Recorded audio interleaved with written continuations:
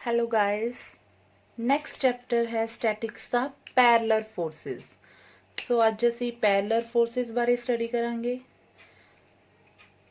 So first ਅਸੀਂ definition ਦੇਖਦੇ parallel forces ਦੀ ਕਿਆ ਹੈ। If two coplanar forces act at two different points of a rigid body, then either their line of action meet at a point or they are parallel। देखो की कहते अगर दो कोपलेनर forces, कोपलेनर मतलब ਜਿਹੜੀਆਂ फोर्सेस ਇੱਕ प्लेन ਚਲਾਈ ਕਰਦੀਆਂ, ਦੋ कोपलेनर forces act at two different points। देखो ਅਸੀਂ ਲਾਸਟ ਦੋ ਚੈਪਟਰਸ ਕੀਤੇ ਹੈ, ਉਹਦੇ ਵਿੱਚ ਅਸੀਂ ਫੋਰਸਿਸ ਸਟੱਡੀ ਕੀਤੀਆਂ ਜਿਹੜੀਆਂ ਇੱਕ ਪੁਆਇੰਟ ਤੇ ਐਕਟ ਕਰ ਰਹੀਆਂ। ਬਟ ਇਹਦੇ ਵਿੱਚ ਅਗਰ ਸਾਡੇ ਕੋਲ ਕੋਈ ਦੋ ਫੋਰਸਿਸ ਦੋ ਡਿਫਰੈਂਟ ਪੁਆਇੰਟ ਤੇ ਐਕਟ ਕਰ ਰਹੀਆਂ ਹੋਣ, ਇੱਕ ਪਲੇਨ ਚਲਾਈ ਕਰ ਰਹੀਆਂ ਹੋਣ, ਦੈਨ ਕਿਆ ਕੇਸਿਸ ਹੋ ਸਕਦੇ। ਜਾਂ ਤਾਂ ਉਹ ਕੀ ਹੋ ਸਕਦੀਆਂ ਇੰਟਰਸੈਕਟਿੰਗ, ਦੇਖੋ ਦੋ ਡਿਫਰੈਂਟ ਪੁਆਇੰਟ ਤੇ ਲਾਈ ਕਰ ਰਹੀਆਂ, ਦੋ ਫੋਰਸਿਸ ਹੈ ਦੋਨੋਂ ਡਿਫਰੈਂਟ ਪੁਆਇੰਟ ਤੇ ਲਾਈ ਕਰ ਰਹੀਆਂ। ਜਾਂ ਤਾਂ ਕੀ ਹੋ ਸਕਦੀਆਂ ਦੋਨੋਂ ਫੋਰਸਿਸ ਇੰਟਰਸੈਕਟਿੰਗ ਹੋ ਸਕਦੀਆਂ, ਕਿਸੇ ਪੁਆਇੰਟ ਤੇ ਜਾ ਕੇ ਕੱਟ ਕਰਨਗੀਆਂ। ਜਾਂ ਕੀ ਹੋ ਸਕਦੀਆਂ ਦੋ ਫੋਰਸਿਸ ਅਗਰ ਦੋ ਪੁਆਇੰਟ ਤੇ ਐਕਟ ਕਰ ਰਹੀਆਂ ਉਹ ਕੀ ਹੋਣਗੀਆਂ parallel, like parallel lines and intersecting lines. ਠੀਕ ਹੈ, ਜਾਂ ਤਾਂ ਉਹ ਕੀ ਹੋਣਗੀਆਂ ਇੰਟਰਸੈਕਟਿੰਗ, ਜਾਂ ਕੀ ਹੋਣਗੀਆਂ ਪੈਰਲਲ। ਜਾਂ ਤਾਂ ਇੱਕ ਪੁਆਇੰਟ ਤੇ ਜਾ ਕੇ ਮੀਟ ਕਰਨਗੀਆਂ ਜਾਂ ਹੋਣਗੀਆਂ parallel. In case the line of action of forces meet in a point, then they are concurrent। ਅਗਰ ਕਹਿੰਦੇ forces ਇੱਕ ਪੁਆਇੰਟ ਤੇ ਮੀਟ ਕਰਦੀਆਂ, then ਉਹਨਾਂ forces ਨੂੰ ਅਸੀਂ ਕੀ ਬੋਲਦੇ ਹਾਂ concurrent forces। ਠੀਕ ਹੈ, ਔਰ ਅਗਰ second case ਹੈ and if lines of action of forces do not meet, ਆ ਹੈ line of action of forces ਅਗਰ meet ਨਹੀਂ ਕਰ ਰਹੇ ਇੱਕ ਦੂਸਰੇ ਨੂੰ, the forces are called parallel forces। ਸੋ ਇਸ ਤਰ੍ਹਾਂ ਦੀਆਂ forces ਨੂੰ ਅਸੀਂ ਕੀ ਬੋਲਦੇ ਹਾਂ parallel forces, ਜਿਨ੍ਹਾਂ ਦਾ ਲਾਈਨ ਆਫ ਐਕਸ਼ਨ ਮੀਟ ਨਹੀਂ ਕਰਦਾ। ਐਕਟ ਦੋ ਡਿਫਰੈਂਟ ਪੁਆਇੰਟ ਤੇ ਕਰਦੀਆਂ ਬਟ ਆਪਸ ਚ ਦੋਨੋਂ ਕੀ ਹੈ ਜਿੱਦਾਂ ਪੈਰਲਲ ਲਾਈਨਸ ਹੁੰਦੀਆਂ, ਸੇਮ ਪੈਰਲਲ ਫੋਰਸਿਸ ਹੈ, ਦੇ ਨੈਵਰ ਮੀਟ। ਠੀਕ, two parallel forces are set. ਹੁਣ ਦੇਖੋ ਪੈਰਲਰ ਫੋਰਸਿਸ ਦੀਆਂ ਵੀ ਦੋ ਟਾਈਪਸ ਦੀਆਂ ਪੈਰਲਰ ਫੋਰਸਿਸ ਹੁੰਦੀਆਂ। ਫਰਸਟ ਹੈ ਦੋ ਟਾਈਪਸ ਦੀਆਂ ਸਾਡੇ ਕੋਲ ਪੈਰਲਰ ਫੋਰਸਿਸ ਹੁੰਦੀਆਂ, ਇੱਕ ਹੁੰਦੀਆਂ like parallel forces and second ਹੈ unlike parallel forces.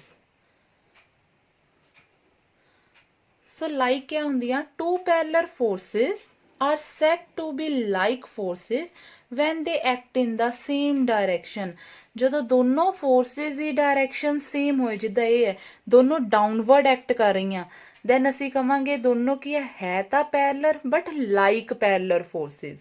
and when they are in opposite parallel direction they are said to unlike parallel forces। ਮਤਲਬ ਅਗਰ ਦੋਨਾਂ ਦੀ direction opposite ਹੋਏ then parallel ਤਾਂ ਹੁੰਦੀਆਂ but unlike parallel। मतलब एक दी डायरेक्शन डाउनवर्ड है and second the direction upward है। P Q दो फोर्सेस ਨੂੰ ਅਸੀਂ ਲਾਈਕ ਉਦੋਂ ਬੋਲਣਾ ਜਦੋਂ ਡਾਇਰੈਕਸ਼ਨ ਸੇਮ ਹੈ, ਅਨਲਾਈਕ ਉਦੋਂ ਹੁੰਦੀਆਂ ਜਦੋਂ ਡਾਇਰੈਕਸ਼ਨ ਆਪੋਜ਼ਿਟ ਹੈ। ਨੈਕਸਟ ਹੈ ਕੁਝ ਰਿਜ਼ਲਟ ਹੈ ਜਿਹੜੇ ਸਾਨੂੰ ਕੁਐਸਚਨ ਸੋਲਵ ਕਰਨ ਦੇ ਲਈ ਹੈਲਪ ਕਰਦੇ ਹੈ। ਸੋ ਫਰਸਟ ਰਿਜ਼ਲਟ ਹੈ the resultant of two like। ਦੇਖੋ ਅਸੀਂ ਲਾਸਟ ਵੀ ਅਗਰ ਸਾਡੇ ਕੋਲ 2 ਜਾਂ 3 ਜਾਂ ਨੰਬਰ ਆਫ ਫੋਰਸਿਸ ਇੱਕ ਪੁਆਇੰਟ ਤੇ ਐਕਟ ਕਰਦੀਆਂ ਹੁੰਦੀਆਂ ਸੀ, ਦੈਨ ਅਸੀਂ ਉਹਨਾਂ ਦਾ ਵੀ ਰਿਜ਼ਲਟੈਂਟ ਨਿਕਾਲਦੇ ਸੀ ਨਾ। ਹੁਣ ਇਹਦੇ ਵਿੱਚ ਵੀ ਅਸੀਂ ਕੀ ਕਰਨਾ, ਅਗਰ ਦੋ ਫੋਰਸਿਸ ਦੋ ਡਿਫਰੈਂਟ ਪੁਆਇੰਟ ਤੇ ਐਕਟ ਕਰ ਰਹੀਆਂ ਪੈਰਲਰ ਹੈ, ਦੈਨ ਅਸੀਂ ਇਹਨਾਂ ਦਾ ਵੀ ਰਿਜ਼ਲਟੈਂਟ ਫਾਈਂਡ ਕਰਾਂਗੇ। ਸੋ ਰਿਜ਼ਲਟੈਂਟ ਲਈ ਕੰਡੀਸ਼ਨ ਹੈ ਸਾਡੇ ਕੋਲ the resultant of two like parallel forces. ਦੇਖੋ ਦੋਨੋਂ ਦਾ ਰਿਜ਼ਲਟੈਂਟ ਅਲੱਗ-ਅਲੱਗ ਆਏਗਾ। ਲਾਈਕ ਪੈਰਲਰ ਦਾ ਕੀ ਹੁੰਦਾ ਹੈ, two like parallel forces P and Q acting at distinct point A and B of a rigid body is a force of magnitude P plus Q like parallel to the given forces। ਕਹਿੰਦੇ ਅਗਰ ਸਾਡੇ ਕੋਲ ਦੋ like parallel forces ਆ, ਸੋ ਮੈਂ ਦੋ like parallel forces ਲੈ ਲਈਆਂ, ਇੱਕ P Q, ਦੋਨੋਂ ਕੀ ਹੈ like parallel, ਦੋਨਾਂ ਦੀ ਡਾਇਰੈਕਸ਼ਨ ਸੇਮ ਹੈ, ਦੋਨੋਂ ਡਿਫਰੈਂਟ ਪੁਆਇੰਟ ਤੇ ਐਕਟ ਕਰ ਰਹੀਆਂ। P ਐਕਟ ਕਰ ਰਹੀ A ਪੁਆਇੰਟ ਤੇ ਐਂਡ Q ਐਕਟ ਕਰ ਰਹੀ ਹੈ B ਪੁਆਇੰਟ ਤੇ। ਠੀਕ, ਦੈਨ ਇਹਨਾਂ ਦਾ ਜਿਹੜਾ ਰਿਜ਼ਲਟੈਂਟ ਹੈ ਉਹ C ਤੇ ਲਾਈ ਕਰੇਗਾ, act at the point C which divide AB internally in the ratio Q ratio P। Then ਇਹਨਾਂ ਦੋਨੋਂ ਫੋਰਸਿਸ ਦਾ ਰਿਜ਼ਲਟੈਂਟ AB ਦੇ ਵਿਚਕਾਰ, AB ਦੇ ਬਿਟਵੀਨ ਹੀ ਕੋਈ ਪੁਆਇੰਟ ਲਾਈ ਕਰੇਗਾ C, ਜਿਹੜਾ ਇਹਨੂੰ ਕਿੰਨੀ ਰੇਸ਼ੋ ਚ ਡਿਵਾਈਡ ਕਰੇਗਾ Q ratio P internally, and R the value ਕਿਆ ਹੋਏਗੀ P plus Q, मतलब दोनों फोर्सेस आ सम। सो स्टूडेंट याद रखना है, अगर ਸਾਡੇ ਕੋਲ ਦੋ ਲਾਈਕ ਪੈਰਲਰ ਫੋਰਸਿਸ ਦਿੱਤੀਆਂ ਹੋਣ, ਉਹਨਾਂ ਦਾ ਰਿਜ਼ਲਟੈਂਟ ਕਿਆ ਹੁੰਦਾ, ਸਮ ਆਫ ਫੋਰਸਿਸ। ਸੋ R ਕਿਆ ਹੋਏਗਾ, P plus Q, ਔਰ ਲਾਈ ਕਿੱਥੇ ਕਰੇਗਾ, ਬਿਟਵੀਨ A ਐਂਡ B, ਕਿਸੇ ਵੀ ਪੁਆਇੰਟ C ਤੇ ਲਾਈ ਕਰੇਗਾ, ਔਰ ਜਿਹੜਾ C ਹੈ ਇਸ ਲਾਈਨ ਨੂੰ Q ਰੇਸ਼ੋ P ਚ ਡਿਵਾਈਡ ਕਰੇਗਾ। ਠੀਕ, ਇਹ ਹੈ ਸਾਡਾ ਫਰਸਟ ਰਿਜ਼ਲਟ। ਸੈਕੰਡ ਰਿਜ਼ਲਟ ਸਾਡਾ ਅਨਲਾਈਕ ਪੈਰਲਰ ਫੋਰਸਿਸ ਲਈ, the resultant of two unlike parallel forces P and Q, P greater than Q, ਦੋਨੋਂ unlike parallel forces, ਔਰ P ਸਾਨੂੰ ਇਹਦੇ ਵਿੱਚ ਸਾਨੂੰ assumption ਲੈਣੀ ਪੈਣੀ ਹੈ ਕਿ P ਸਾਡੇ ਕੋਲ greater ਹੈ ਕਿ Q। ਸੋ ਯਾਦ ਰੱਖਿਓ ਜਦੋਂ ਵੀ ਤੁਸੀਂ parallel forces ਦੇ ਸਮ ਕਰਨੇ, ਚਾਹੇ ਉਹ like ਹੋਏ ਚਾਹੇ unlike ਹੋਏ, ਸੋ ਤੁਸੀਂ ਲੈ ਕੇ ਚੱਲਣਾ ਕਿ ਦੋਨਾਂ ਚੋਂ ਕਿਹੜੀ ਫੋਰਸ ਵੱਡੀ ਹੈ। ਅਗਰ ਦਿੱਤਾ ਹੋਏ ਦੈਨ ਤਾਂ ਤੁਸੀਂ ਦੇਖ ਕੇ ਦੱਸ ਸਕਦੇ ਕਿਹੜੀ ਫੋਰਸ ਸਾਨੂੰ ਕਿਹੜੀ ਫੋਰਸ ਦਾ ਮੈਗਨੀਟਿਊਡ ਸਾਡੇ ਕੋਲ ਗ੍ਰੇਟਰ ਹੈ। ਅਗਰ ਨਾ ਹੋਏ ਦੈਨ ਅਸੀਂ ਸਪੋਜ਼ ਕਰਕੇ ਚੱਲਣਾ ਕਿ ਸਾਡੇ ਕੋਲ P ਵੱਡੀ ਹੈ ਜਾਂ Q, ਕੁਝ ਵੀ ਸਪੋਜ਼ ਕਰ ਸਕਦੇ ਵਿਦਾਊਟ ਲਾਸ ਆਫ ਜਨਰੈਲਿਟੀ। ਸੋ ਅਸੀਂ P ਗ੍ਰੇਟਰ ਦੈਨ Q ਲਿਆ, acting at distinct point A and B। ਸੋ ਦੇਖੋ ਸਾਡੇ ਕੋਲ ਦੋ ਅਨਲਾਈਕ ਪੈਰਲਰ ਫੋਰਸਿਸ ਹੈ, ਇੱਕ ਇਹਨੂੰ ਨਾ ਦੇਖੋ ਪਹਿਲਾਂ, ਫਸਟ ਇਹੀ ਦੇਖੋ, ਸਾਡੇ ਕੋਲ ਇੱਕ A ਤੇ ਲਾਈ ਕਰ ਰਹੀ ਹੈ, ਇੱਕ B ਤੇ, P ਲਾਈ ਕਰ ਰਹੀ ਹੈ A ਤੇ, Q ਲਾਈ ਕਰ ਰਹੀ B ਤੇ। ਸੋ ਦੋਨੋਂ ਅਨਲਾਈਕ ਪੈਰਲਰ ਫੋਰਸਿਸ ਹੈ। ਦੈਨ ਇਹਨਾਂ ਦਾ ਰਿਜ਼ਲਟੈਂਟ ਇੱਕ ਤੋਂ ਬਾਹਰ ਐਕਸਟਰਨਲ ਲਾਈ ਕਰੇਗਾ, ਇਸ ਲਾਈਨ ਚੋਂ, ਇਸ ਲਾਈਨ ਤੋਂ ਐਕਸਟਰਨਲ ਲਾਈ ਕਰੇਗਾ C, ਔਰ R ਦੀ ਵੈਲਿਊ ਹੋਏਗੀ P ਮਾਈਨਸ Q। ਸੋ ਇਹਦੇ ਇਸ ਕੇਸ 'ਚ ਸਾਡੇ ਕੋਲ ਅਨਲਾਈਕ 'ਚ ਅਸੀਂ ਕਿਆ ਕਰਦੇ ਹਾਂ, ਦੋਨਾਂ ਨੂੰ ਸਬਟਰੈਕਟ ਕਰਦੇ ਫੋਰਸਿਸ ਨੂੰ, ਗ੍ਰੇਟਰ ਵਾਲੀ ਫੋਰਸ 'ਚੋਂ ਲੋਅਰ ਵਾਲੀ ਫੋਰਸ ਕੀ ਕਰਦੇ ਹਾਂ ਅਸੀਂ, ਮਾਈਨਸ। ਸੋ ਇੱਥੇ P ਸੀ ਗ੍ਰੇਟਰ, Q ਸੀ ਲੋਅਰ, ਸੋ ਅਸੀਂ P ਮਾਈਨਸ Q ਲੈ ਲਿਆ R, ਔਰ ਇਹ ਡਿਵਾਈਡ ਕਰਦਾ ਹੈ Q ratio P externally. Externally ਮਤਲਬ ਇਹ ਪੁਆਇੰਟ ਐਕਸਟਰਨਲ ਚ ਲਾਈ ਕਰਦਾ ਹੈ ਸਾਡੇ ਕੋਲ। ਸੋ ਇਹਦੇ ਵਿੱਚ ਸਾਡੇ ਕੋਲ ਰੇਸ਼ੋ ਆਂਦੀ ਹੈ Q ਰੇਸ਼ੋ CB ਦੀ ਆਂਦੀ ਹੈ P। ਸੋ ਇਹ ਸਾਨੂੰ Q ਰੇਸ਼ੋ P ਚ ਐਕਸਟਰਨਲੀ ਡਿਵਾਈਡ ਕਰਦਾ ਹੈ।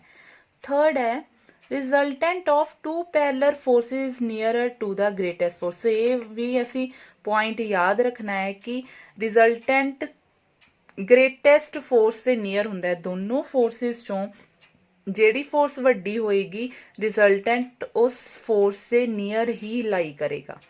ਨੈਕਸਟ ਹੈ ਆਰਟੀਕਲ। ਸੋ ਤੁਸੀਂ ਜੋ ਮੈਂ ਗੱਲਾਂ ਪਹਿਲਾਂ ਦੱਸੀ ਉਹ ਵੀ ਯਾਦ ਰੱਖਣਾ ਕਿ ਲਾਈਕ ਪੈਰਲਰ ਫੋਰਸਿਸ ਚ ਰਿਜ਼ਲਟੈਂਟ ਦੀ ਵੈਲਿਊ P plus Q ਹੁੰਦੀ ਹੈ ਔਰ ਅਨਲਾਈਕ ਚ P minus Q ਹੁੰਦੀ ਹੈ। ਠੀਕ, ਨੈਕਸਟ ਹੈ ਇਫ 3, ਇਹ ਵੀ ਆਰਟੀਕਲ ਬਹੁਤ ਇੰਪੋਰਟੈਂਟ ਹੈ।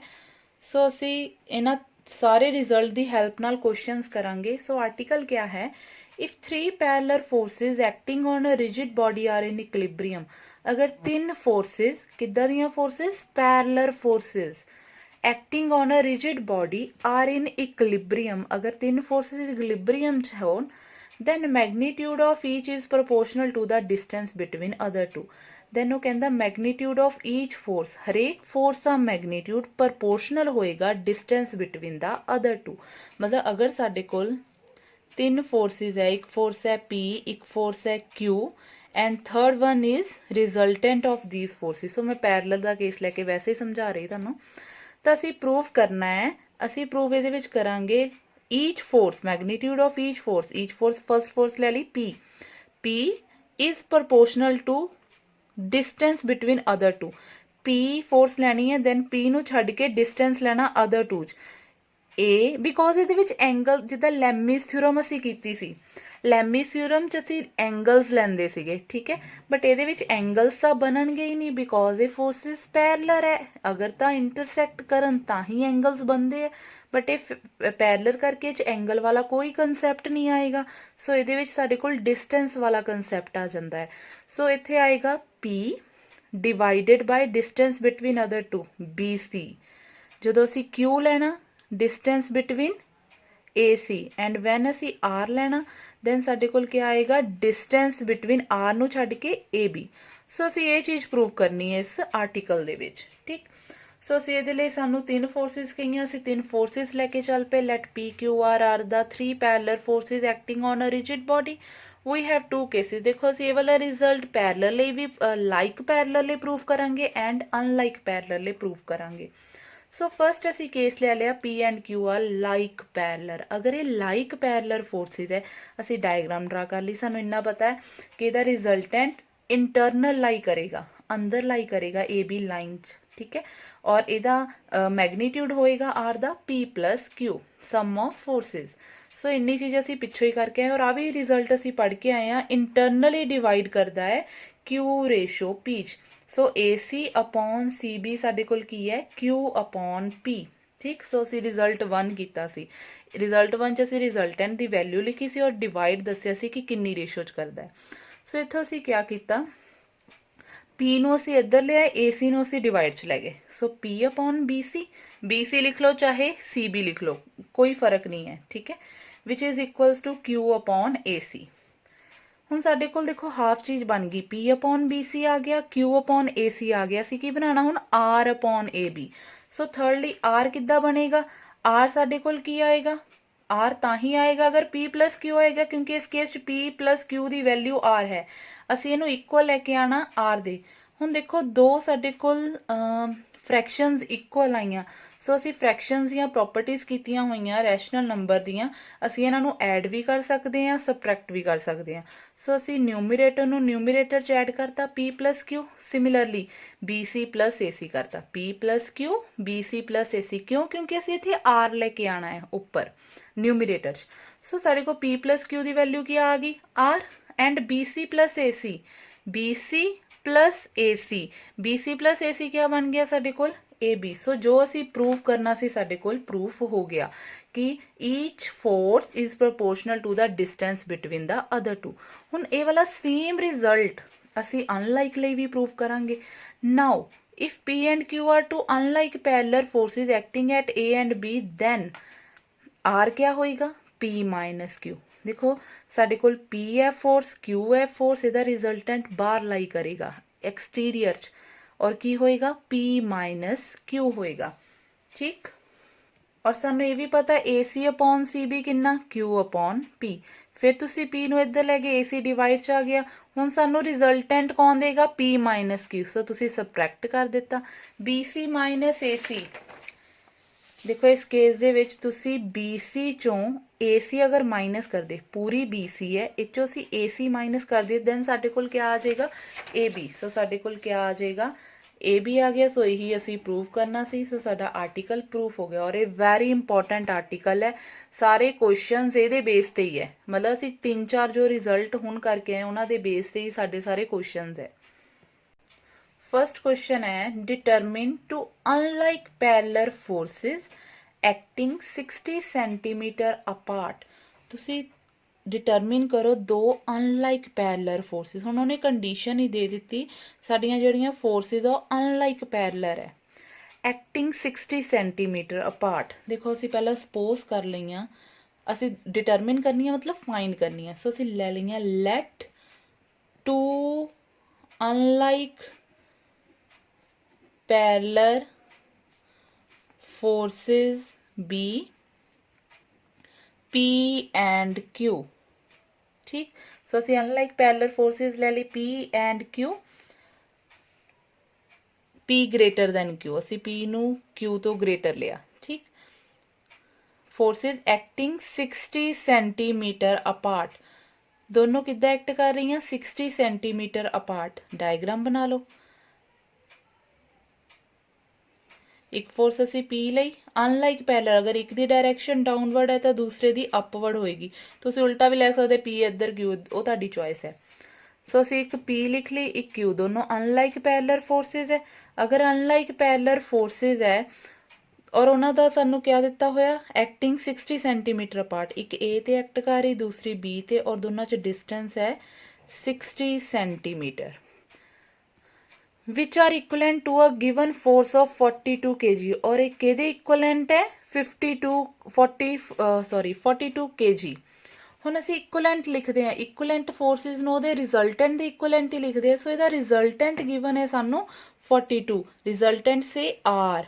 ਹੁਣ ਦੇਖੋ ਸਾਡੇ ਕੋਲ ਡਾਇਗਰਾਮ 'ਚ ਰਿਜ਼ਲਟੈਂਟ ਕਿੱਥੇ ਲਾਈ ਕਰੇਗਾ, ਅਗਰ ਸਾਡੇ ਕੋਲ ਦੋ ਫੋਰਸਿਸ ਅਨਲਾਈਕ ਹੋਣ ਦੈਨ ਐਕਸਟੀਰੀਅਰ 'ਚ ਬਾਹਰ ਲਾਈ ਕਰਦਾ ਹੈ ਸਾਡਾ रिजल्टेंट। सो रिजल्टेंट साडे कोल इत्थे लाई करेगा और उहदी डायरैक्शन डाउनवर्ड आएगी कि अपवर्ड, वो तुहानूं दसना है। इन्हां दोनों फोर्सिस दे विचों ਜਿਹੜੀ ग्रेटर होएगी उस साइड ही साडा रिजल्टेंट लाई करेगा। सो इत्थे ग्रेटर कौन है? P। याद रखियो अनलाइक पैरेलल फोर्सिस दे विच रिजल्टेंट दी डायरैक्शन किहदे पैरेलल हुंदी है?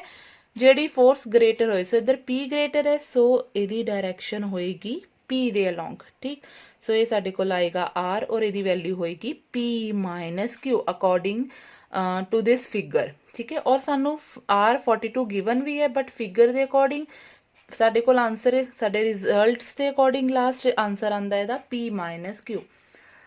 The greater of the two forces being at a distance of 20 centimetre from the given force. वो कहते जी इन्होंने दोनों चो ग्रेटर फोर्स है वो किन्ने डिस्टेंस से है? 20 centimetre from the given force.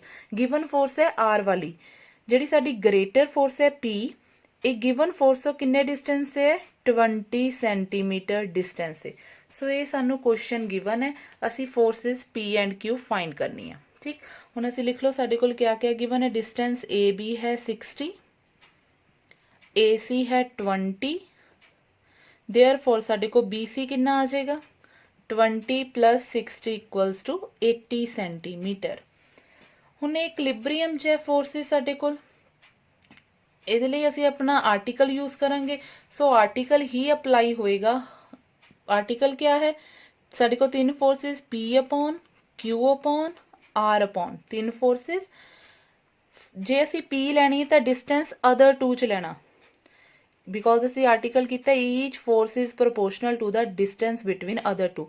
अगर फोर्स P सपोज कर रहे हैं तो डिस्टेंस असी B ते C का लेना। सो डिस्टेंस आएगा BC। जे असी Q फोर्स लैने हैं दैन डिस्टेंस Q नू छड्ड के दोनों फोर्सिस P ते R विच डिस्टेंस AC। सिमिलरली अगर असी R फोर्स लैने हैं दैन R नू छड्ड के दोनों फोर्सिस च डिस्टेंस P ते Q च डिस्टेंस कौन है? AB। सो वैल्यू फिल करो। P upon BC is 80, AC is 20, R upon AB is 60। So solve करो। P upon 80, Q upon 20, R सानू गिवन है, R दी वैल्यू साडे कोल कितनी है? 42 अपॉन 60। देयरफॉर देखो आ वाला साडा किते यूज ही नहीं होया कंसैप्ट, बिकॉज 42 गिवन सी। सो फर्स्ट नू लास्ट दे नाल कंपेयर करो। P equals to 80 into 42 upon 60, Q equals to 20 into 42 upon 60। First and last, second and last. So साडे कोल इत्थों P दी वैल्यू आ जाएगी 56 kg वेट एंड Q दी वैल्यू साडे कोल आ जाएगी 14 kg वेट। सो साडे को P एंड Q दी वैल्यू आ गई। सो मेन कंसैप्ट यही है। सो ए वाला आर्टिकल ही हर सम च यूज होएगा। ठीक, नेक्स्ट क्वेश्चन है a man carries a load at one end of a stick.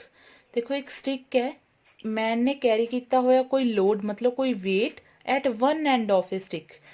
Stick दी एक एंड ते उन्हें कोई लोड कैरी किया होया end other end of which he holds in his hand, ते दूसरा एंड उन्हें अपने हाथ विच होल्ड किया होया। ठीक है, the stick is placed on his shoulder, और स्टिक उन्हें अपने शोल्डर ते प्लेस की हुई है। देखो साडे कोल सिचुएशन किद्दां दी है, कोई लोड के W है। ठीक है, कोई मैन है उन्हें अपने पिछले पासे कोई लोड कैरी किया होया एंड दूसरे एक एंड ते दूसरे एंड ते उन्हें अपने हैंड दे नाल होल्ड किया होया, पकड़िया होया डंडे नू। ठीक है, स्टिक नू, और स्टिक ओदे शोल्डर ते पई है। सो इत्थे शोल्डर है ओदा, इत्थों ने उन्हें पकड़िया होया। सो कैरी कर रहा वेट W नू। If W is the weight of the load, W है लोड दा वेट, सो मैं W ले ही लिया सी पहला।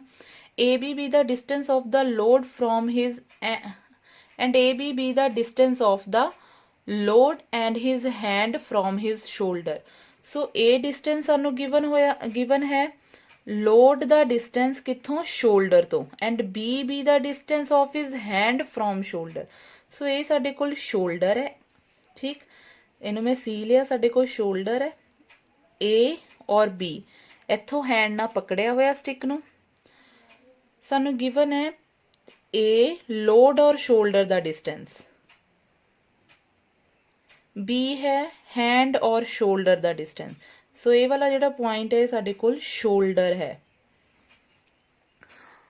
prove that pressure on his shoulder is, ਅਸੀਂ pressure find ਕਰਨਾ ਕਿ ਉਹਦੇ shoulder ਤੇ ਕਿੰਨਾ ਪਿਆ ਹੋਏਗਾ. ਹੁਣ ਦੇਖੋ ਅਗਰ ਉਹਨੇ ਸਟਿਕ ਪਕੜੀ ਹੋਈ ਹੈ ਆਪਣੇ ਹੈਂਡ ਨਾਲ ਅੱਗਿਓਂ ਪਕੜੀ ਹੋਈ ਹੈ, ਪਿੱਛੇ ਉਹਨੇ ਲੋਡ ਕੈਰੀ ਕੀਤਾ ਔਰ ਸਟਿਕ ਉਹਦੇ ਸ਼ੋਲਡਰ ਤੇ ਪਈ ਹੈ. ਸੋ ਸਾਰਾ ਸਾਡਾ ਉਹਦਾ ਸ਼ੋਲਡਰ ਕੀ ਹੋਏਗਾ, ਪ੍ਰੈਸ ਹੋਏਗਾ ਨੀਚੇ ਨੂੰ. ਪ੍ਰੈਸ ਮਤਲਬ ਪ੍ਰੈਸ਼ਰ ਆਏਗਾ ਉਹਦੇ ਸ਼ੋਲਡਰ ਤੇ. ਅਗਰ ਪ੍ਰੈਸ਼ਰ ਆਏਗਾ, ਤੁਹਾਨੂੰ ਪਤਾ every action has equal and opposite reaction. So ਉਹਦਾ ਰਿਐਕਸ਼ਨ ਕੀ ਹੋਏਗਾ, upward. So R is the reaction which is equals to the pressure on his shoulder. So pressure find ਕਰਨਾ ਮਤਲਬ ਸੀ ਆਰ ਦੀ ਵੈਲਿਊ ਫਾਈਂਡ ਆਊਟ ਕਰਨੀ ਹੈ. ਠੀਕ, ਸੋ ਸਾਨੂੰ A ਪਤਾ ਹੈ, B ਪਤਾ ਹੈ. B ਸਾਡੇ ਕੋਲ ਕੀ ਹੋਏਗਾ, ਦੇਖੋ ਇੱਥੇ ਵੀ ਕੋਈ ਫੋਰਸ ਆਏਗੀ. ਦੇਖੋ ਅਗਰ ਇੱਥੇ ਹੈਂਡ ਹੈ, ਹੈਂਡ ਦੇ ਨਾਲ ਕੀ ਕਰੇਗਾ, ਲੋਡ ਤਾਂ ਹੀ ਕੈਰੀ ਹੋਏਗਾ ਅਗਰ ਉਹ ਇਹਨੂੰ ਕੀ ਕਰੇਗਾ, ਪ੍ਰੈਸ ਕਰੇਗਾ ਨੀਚੇ ਨੂੰ. ਸੋ ਇੱਥੇ P ਫੋਰਸ ਲਗਾ ਰਿਹਾ. P ਕਿੱਥੇ, ਪ੍ਰੈਸ਼ਰ ਕਿਹਦੇ ਨਾਲ ਲਗਾ ਰਿਹਾ, ਉਹ ਹੈਂਡ ਦੇ ਨਾਲ, ਜਿਹਦੇ ਨਾਲ ਉਹ ਕੀ ਕਰ ਰਿਹਾ, ਲੋਡ ਨੂੰ ਕੈਰੀ ਕਰ ਰਿਹਾ. ਸੋ ਇੱਥੇ ਕੀ ਹੈ, let P be the pressure of hand.